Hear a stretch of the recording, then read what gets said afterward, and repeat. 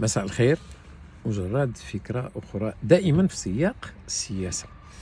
السياسة والدين، السياسة والفن، السياسة والرياضة، كرة القدم إلى آخره.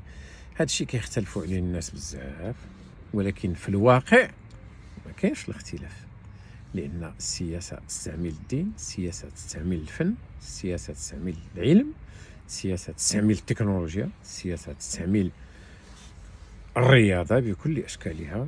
هذا موضوع آخر. بغيت نهضر اليوم على واحد الحاجة كتجمعهم كاملين، هي السياسة والقوة. السياسة ما يمكن لهاش تفرض راسها، لأن خاصها الوسائل باش تفرض راسها. شاك بوليتيك ا سي بروبر مويان. اوكي. وأكبر وأكثر أساليب قوة السياسة تقليديا هي الاقتصاد.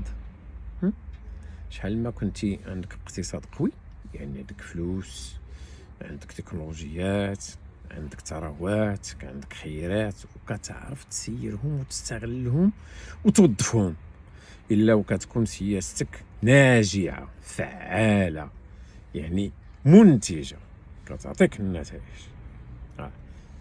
الدول اللي عندها النفط كتستعملو، الدول اللي عندها المعادن النادره كتستعملها، الدول اللي عندها البحث العلمي صحيح كتستعملو، الدول اللي عندها التقدم التكنولوجي كتستعملو، والدول اللي عندها هادشي كامل او بعض الاشياء مجتمعه. ولكن كاين القوه الناعمه، السوفت باور، كيف اليوم هذا المصطلح كيعرفوا كلشي. السوفت باور هي شنو هي؟ هي الثقافه، هي الفنون، هي الرياضه.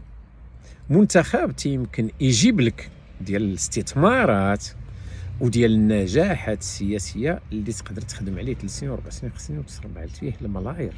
كذلك الافلام السينمائيه. واخا يلا حلقه اخرى لنتقاضى لنا 2 دقائق ونشرحوا اكثر.